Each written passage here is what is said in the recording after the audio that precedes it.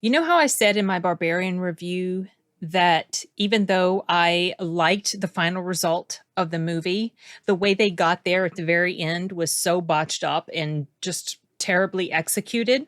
I feel completely different about Smile.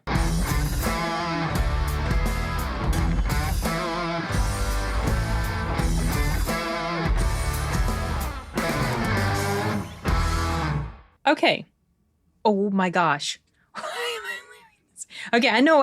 Okay. I know why I'm wearing them. I'm wearing them because I had just seen the Ryan Reynolds reveal about Hugh Jackman coming back as Wolverine. So that's why they were still in my ears. That was a good excuse. Okay. On to the oh shoot. Oop, sorry. On to the review. Smile. Okay, y'all. I have mixed feelings about this one for different reasons than how I felt about Barbarian. I'll get to that at the end. Without revealing spoilers, I'm going to try to keep this as spoiler-free as possible because it hasn't even come out for Thursday previews yet. I was able to attend an early access screening of it today at my local theater, and it was packed, actually. I don't know what that indicates for this coming weekend and the performance of this movie. This also happened to be Discount Tuesday at my theater. Tickets are only $6. So that might also be why people were showing up, filling the theater. Anyway, whatever. This movie, it's very well executed. It is well acted. The writing is pretty doggone solid. And it takes its time getting to where it's going. This is a long horror movie. It's almost 2 hours long. It's like an hour and 55 minutes, I think.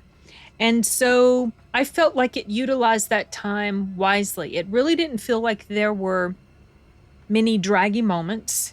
Well, actually, it didn't feel like there were any draggy moments at all because you're so caught up in trying to figure out and understand what's going on with this entity or whatever it is that is making these people do these freaky things and the freaky smile and all that. And the main character, I've gone and forgotten her name. Whatever, the main character. Damn it. Why did I forget? I just saw the movie. I do that all the time. Sometimes names just don't stick with me. Anyway, it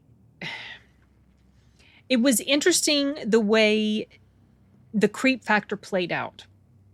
There was this constant feeling of unease because, well, it's going to be a horror movie. If you've seen the trailer, that's what it is. It starts off with an unsettling scene, not horrific, but unsettling. It sets the mood, sets the tone. And then you're introduced, it's kind of like a flashbacky scene from the main character's past. And then she's introduced, and you can kind of tell she's just like, you can tell that she's someone who is dealing with some sort of inner something. You just don't know exactly. Like it manifests itself in the form of, like, let's say, the common saying, show don't tell, where in the very beginning, they have this pretty interesting way of showing you that she's a bit obsessed with her job. And she's like a psychiatrist or psychologist or something. I don't know the difference. She's a doctor who works with people in mental hospital.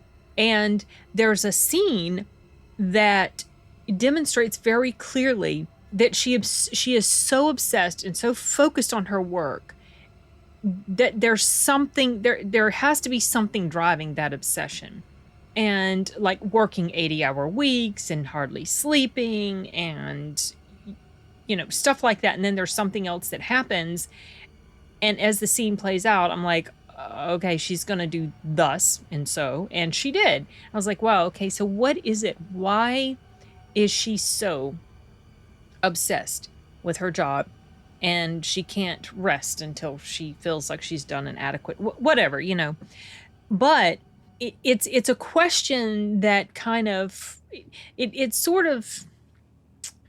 goes unanswered for a good while. You don't find out until very close to the end what it is that is driving her the way that she's driven.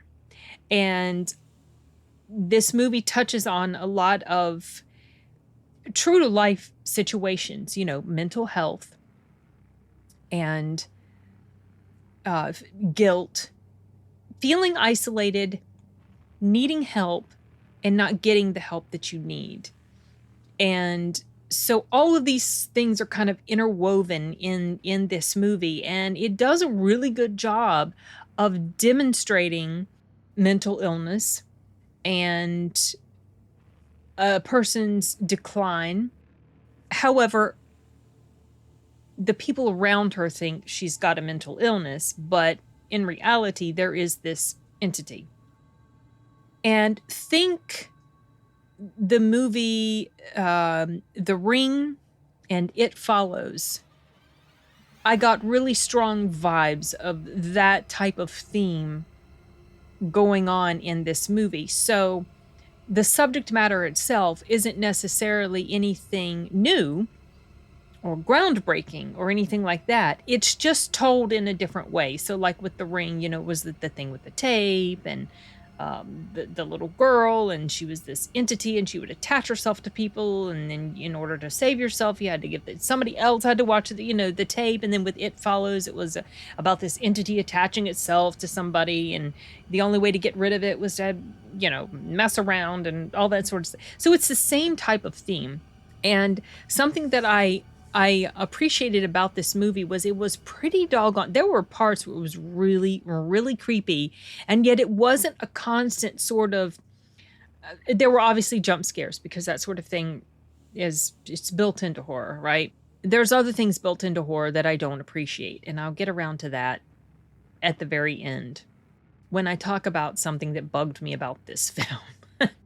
So it's not constant scare stuff. It's not constant jump scares, and it's not constant creepy stuff and scary entity and scary looking creature. It's not a constant thing like that. It's just like that you have this sense of dread building because you know. So like, as you can tell from the trailer, she's been marked. The main character, she's been marked. Her days are numbered because of what she finds out during the course of her investigation. There was also investigatory sort of stuff going on, and that reminded me a bit of, that happened in The Ring as well, but also Malignant, you know, the horror movie from last year. That was a very detective-y sort of thing that was happening. It's the same sort of situation played out in here. She's trying to figure out what the hell's going on.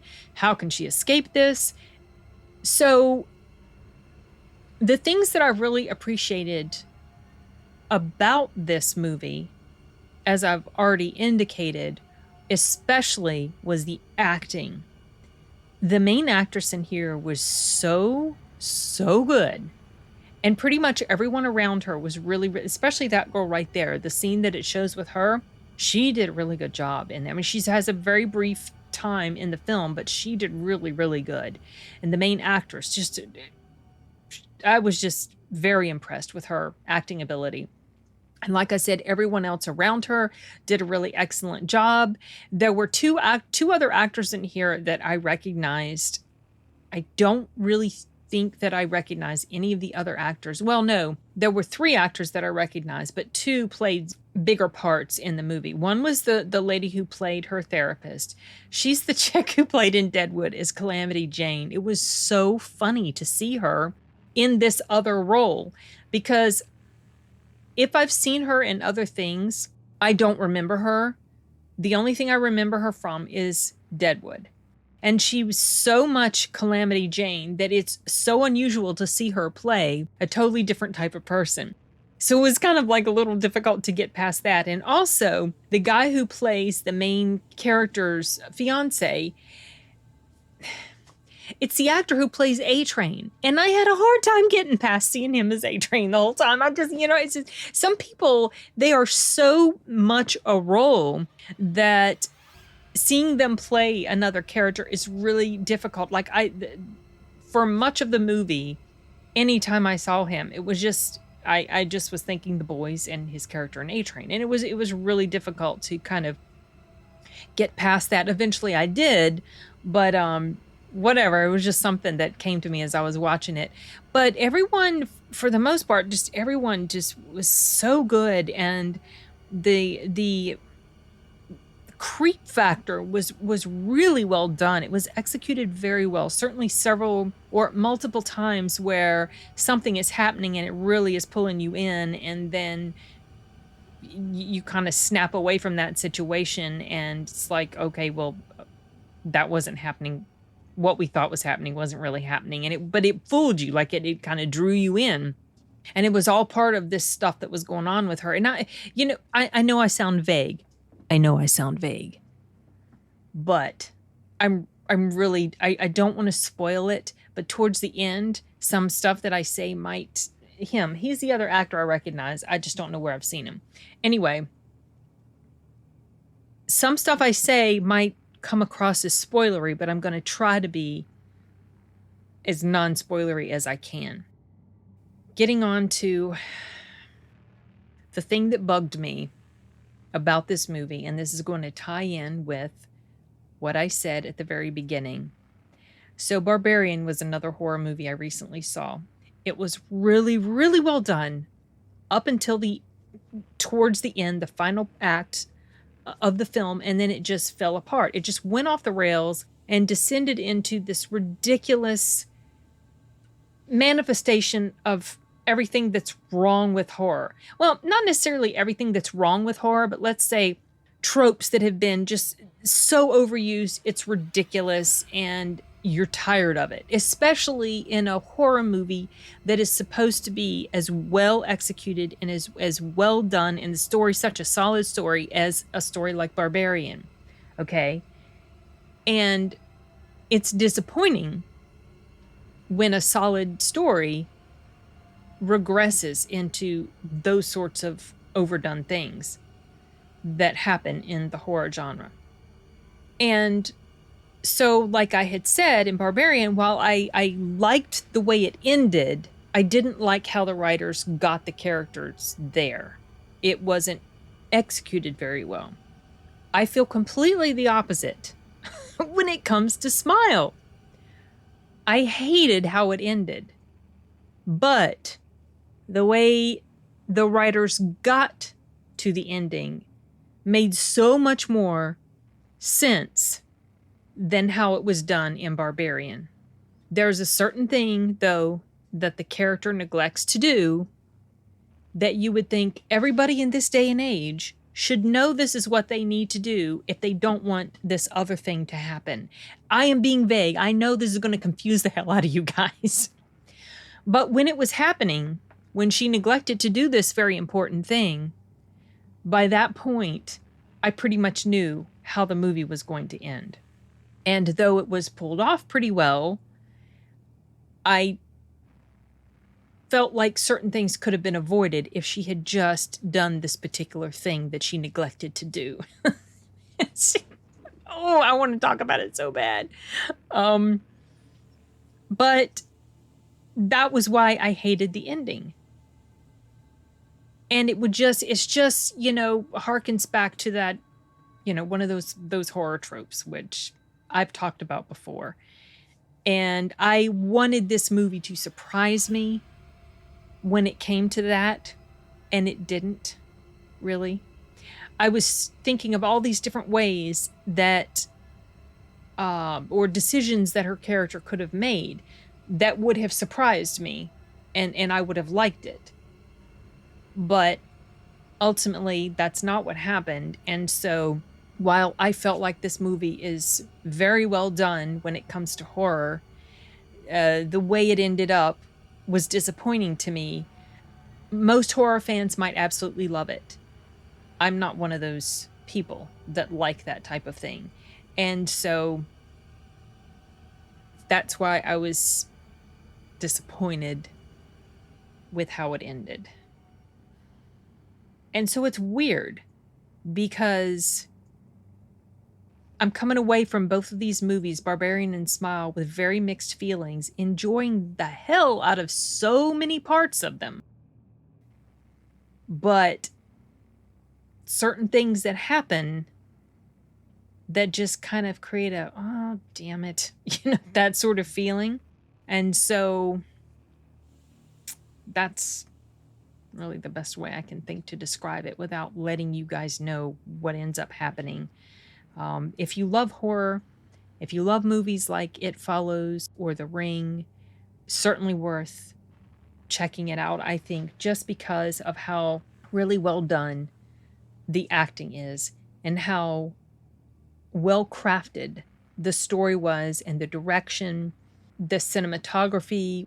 There were things that was done with the cinematography that confused me. I wasn't quite sure. There were a lot of upside down shots, like especially maybe if she's driving somewhere and they're showing the scene is flipped upside down. I don't know what that was trying to symbolize. Maybe somewhere in some video explaining what this movie means, that will be touched upon. I'm curious to find out what it is, unless there's really no super important meaning to it. It was just a trick of the camera just to kind of create this continued unsettled feeling throughout the movie. But if you guys watch it and you think you've figured out what that means, let me know. Also, let me know what you think about the film as a whole. Yeah. Anyway, okay, I don't think I have anything else, so I'm gonna wrap it up. I've gone through all my notes, and I've avoided spoilers. So I think that's about the best I can do at this point. All right, you guys. Bye.